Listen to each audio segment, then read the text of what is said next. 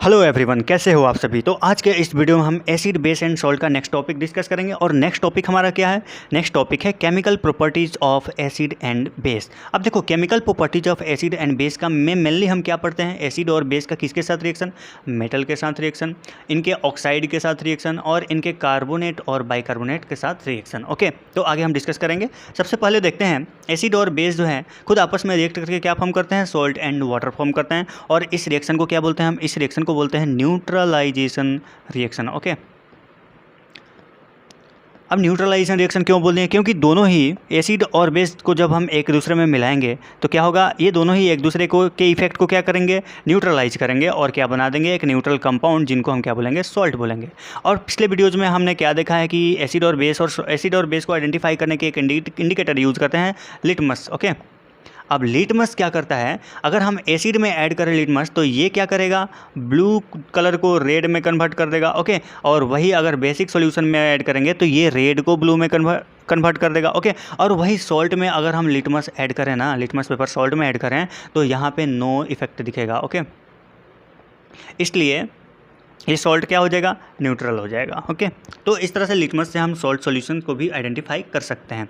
अब दूसरा चीज़ हमको यहाँ पे क्या पढ़ना है? दूसरा चीज़ हमको ये पढ़ना है कि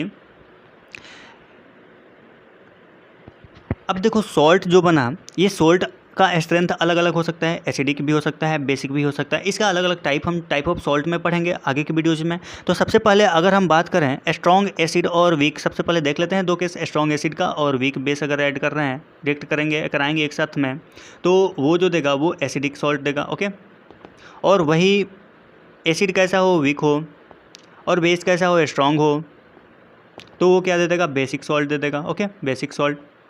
इसका दो और केस पढ़ते हैं, एक स्ट्रॉन्ग, दोनों ही स्ट्रॉन्ग हो और दोनों ही वीक हो। तो इसका हम टाइप्स ऑफ सॉल्ट्स में देखेंगे, आगे डिस्कस करेंगे। तब तक हम आगे का टॉपिक स्टार्ट करते हैं। क्या है? Reaction of acid and base with metal. अब देखो, सबसे पहले मेटल के साथ हमको रिएक्शन देखना है एसिड और बेस का। तो ये क्या प्रोड्यूस करेगा? याद रखना, ये सिंपल, एसिड और बेस का मेटल के साथ रिएक्शन ये प्रोड्यूस करेगा salt and hydrogen gas. Okay, क्या प्रोड्यूस करेगा? Salt and hydrogen gas. अब देखो, जिंक मेटल हम यूज किए हैं और हमारे पास एसिड क्या है? सल्फ्यूरिक एसिड है, और सल्फ्यूरिक एसिड का फार्मूला H2SO4। अब इसमें चूंकि जिंक जो है हाइड्रोजन से ज़्यादा रिएक्टिव है, तो क्या करेगा? ये इस कंपाउंड से H2SO4 से हाइड्रोजन को रिप्लेस कर देगा और हाइड्रोजन गैस फॉर्म करेगा। यानी कि कब रिएक्शन होगा ये? जब मेटल जो यूज होगा, मेटल जब यूज होगा वो ज़्यादा रिएक्टिव हो, किससे? हाइड्रोजन से। हाइड्रोजन से अगर ज़्यादा रिएक्टिव हो तब जा कर के रिएक्टिव।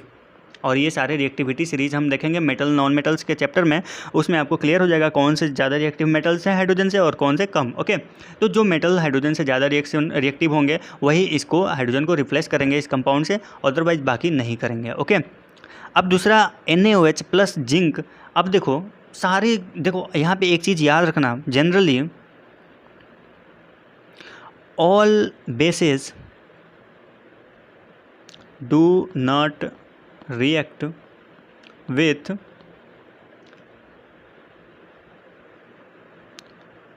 सॉरी हम यहाँ पे बेसिस नहीं, यहाँ पे ऑल मेटल्स करेंगे। All metals do not react with bases. Generally जितने भी मेटल्स हैं ना, सारे मेटल्स रिएक्ट नहीं करते हैं बेसिस से। जो हाईली रिएक्टिव मेटल्स होते हैं ना, वही रिएक्ट करते हैं बेस से। और क्या फॉर्म कर लेंगे? देखो, ये अलग ही तरह का सॉल्ट बन गया। ओके, सोडियम जिंकेट इसको बोलते हैं, और हाइड्रोजन गैस रिप्लेस कर देंगे। तो जिंक क्या करेगा? हाइड्रोजन गैस रिलीज कराएगा और एक कंपाउंड बना लेगा, Na2ZnO2, सोडियम जिंकेट इसको बोलते हैं। ओके, और हाइड्रोजन गैस रिलीज हो जाएगा उसमें से। तो ये हो गया बेस के साथ मेटल का रिएक्शन। अब देखो, ये रिएक्शन हम पहले देखेंगे, अभी हमने देखा ना ये वाला जिंक का H2SO4 के साथ रिएक्शन। तो इसका देखो, यहाँ NCERT से एक एक्सपेरिमेंट है, तो उसमें देखते हैं। अगर हम जिंक ग्रेन्यूल्स को यूज़ करते हैं किसके साथ? H2SO4 में, डाइल्यूट H2SO4 में, टेस्ट ट्यूब में डाइल्यूट H2SO4 लेंगे और उसमें जिंक ग्रेन्यूल ऐड करेंगे ना, तो उसमें से हाइड्रोजन गैस रिलीज होगा और उसको हम डिलीवरी ट्यूब के थ्रू उसको क्या करेंगे? डिलीवर कराएंगे सोप सोल्यूशन में। तो सोप सोल्यूशन से हमारे पास एक बब्बल निकलेगा। Okay, soap bubble. अब soap bubble filled with hydrogen gas हमको निकला। देखो, जैसे ही हाइड्रोजन गैस को हम डिलीवरी ट्यूब से सोप सॉल्यूशन में ऐड करेंगे ना, रिलीज करेंगे, तो सोप सॉल्यूशन में हाइड्रोजन गैस जो होगा बबल के फॉर्म में ऊपर की तरफ निकलेगा। ओके, अब इस बबल जो निकल रहा है, देखो ये ढेर सारा बबल जो निकल रहा है, इसमें हम अगर कैंडल को क्या करें, देखो जलती हुई कैंडल अगर ले जाते हैं इस बबल के पास, तो वहाँ पे एक मतलब हाइड्रोजन का बर्निंग होगा वहाँ पे, और एक पॉप साउंड निकलेगा। कैसा साउंड निकलेगा? पॉप, जैसे पटाखे का साउंड होता है ना, वैसा साउंड रिलीज होगा, और इससे हम आइडेंटिफाई करेंगे कि हाँ यहाँ हाइड्रोजन गैस रिलीज हुआ है। ओके, तो ये हो गया identification of hydrogen gas. Okay, by burning candle के थ्रू। अब दूसरा देखो, एक तो हम देख लिए मेटल का किसके साथ रिएक्शन, एसिड और बेस के साथ रिएक्शन। अब दूसरा हमको क्या देखना है, मेटल कार्बोनेट और हाइड्रोजन कार्बोनेट का एसिड के साथ रिएक्शन। तो मेटल कार्बोनेट और हाइड्रोजन कार्बोनेट का एसिड के साथ रिएक्शन देखेंगे। तो देखो एसिड जो है ना वो मेटल कार्बोनेट और बाइकार्बोनेट, देखो हाइड्रोजन कार्बोनेट को ही हम क्या बोलते हैं, बाइकार्बोनेट बोलते हैं। ओके, के साथ रिएक्ट करके क्या बनाएगा, सॉल्ट बनाएगा, और वाटर और कार्बन डाइऑक्साइड भी रिलीज होगा इसके साथ। ओके, सॉल्ट के साथ। तो इसका एग्जाम्पल हम देखते हैं, एक इंपॉर्टेंट एग्जाम्पल क्या है इसका, जैसे देखो सोडियम कार्बोनेट। अब देखो सोडियम कार्बोनेट का फॉर्मूला जो होता है CO3 पर -2 होता है, और वही बाइकार्बोनेट क्या होता है, बाइकार्बोनेट को हाइड्रोजन कार्बोनेट भी बोलते हैं, और इसका -1 हो जाएगा। ओके, ये बाइकार्बोनेट हो गया और ये कार्बोनेट हो गया। तो Na2CO3 यानी कि सोडियम कार्बोनेट को अगर हम 2 HCl से रिएक्शन कराएं, हाइड्रोक्लोरिक एसिड। ओके, तो ये जो होता है तुम्हारा, ये बेसिक होता है। ओके, बेसिक नेचर का होता है सोडियम कार्बोनेट, और यहाँ एसिडिक हो गया। ओके, एसिड हो गया। तो दोनों रिएक्शन करके क्या देंगे, सॉल्ट और वाटर देंगे, और साथ में क्या निकलेगा, CO2 निकलेगा। ओके, तो देखो यहाँ पे सोडियम क्या करेगा, क्लोरीन से रिएक्शन करके 2 NaCl दे देगा। ओके, और देखो CO2 यहाँ से निकल जाएगा, और 2 H में एक ऑक्सीजन के साथ मिलकर के वाटर रिलीज हो जाएगा। ओके, तो CO2 गैस यहाँ पे रिलीज हो रहा है। अब इस CO2, देखो पहले हम एसिड का रिएक्शन करा दिए सोडियम कार्बोनेट से, अब इससे देखो इसको अगर हम लाइम से पास करेंगे ना, तो वहाँ पे लाइम वाटर से, तो वहाँ मिल्की कलर से हो जाएगा। इस तरह से हम इस रिएक्शन को आइडेंटिफाई करते हैं कि वहाँ CO2 निकल रहा है, कहाँ से रिलीज हो रहा है, कहाँ से नहीं हो रहा है। ओके, तो वो आगे की बात है। दूसरी चीज़, बाइकार्बोनेट का अब एसिड के साथ रिएक्शन देख रहे हैं। तो बाइकार्बोनेट जैसे NaHCO3 हम ले रहे हैं, सोडियम हाइड्रोजन कार्बोनेट का दो या सोडियम बाइकार्बोनेट का दो, HCl के साथ रिएक्शन कर रहे हैं, तो यहाँ पे एक NaCl बन रहा है। देखो एक Na एक Cl के साथ रिएक्शन करके एक NaCl बना देगा।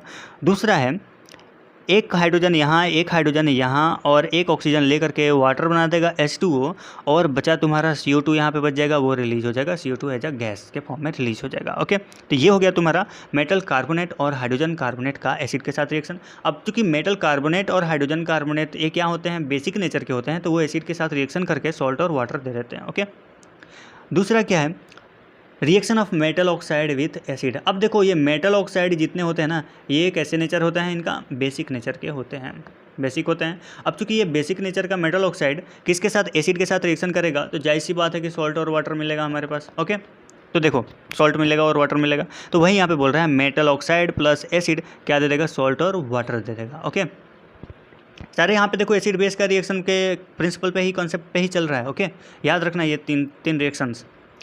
तो इसका एग्जांपल हम ले लेते हैं, copper oxide CuO solid form में है, plus 2 HCl hydrochloric acid.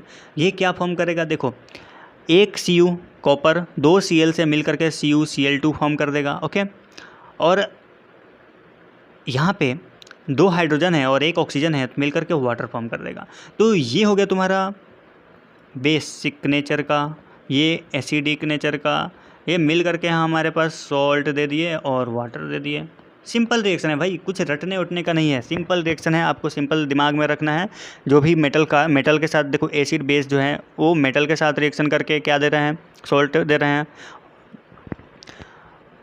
Salt and water दे रहे हैं। और देखो यहाँ पे तुम्हारा मेटल कार्बोनेट के साथ रिएक्शन करके सॉल्ट और वाटर दे रहे हैं, और ऑक्सीजन देखो ये CO2 दे रहे हैं। और वही जो मेटल ऑक्साइड के साथ रिएक्शन करके एसिड क्या दे रहा है, सॉल्ट एंड वाटर दे रहा है। ओके, इसके बाद हमको देखना है नॉन मेटालिक ऑक्साइड के साथ रिएक्शन, किसका, बेस का। अब चूंकि देखो बेस है और नॉन मेटालिक ऑक्साइड जो होते हैं ये कैसे होते हैं, एसिडिक नेचर के होते हैं। हमने पहले भी बताया था, एक CO2 का एग्जाम्पल दिया था, इसको बताया था कि ये एसिडिक नेचर का होता है। ओके, तो ये नॉन मेटालिक ऑक्साइड है, कार्बन।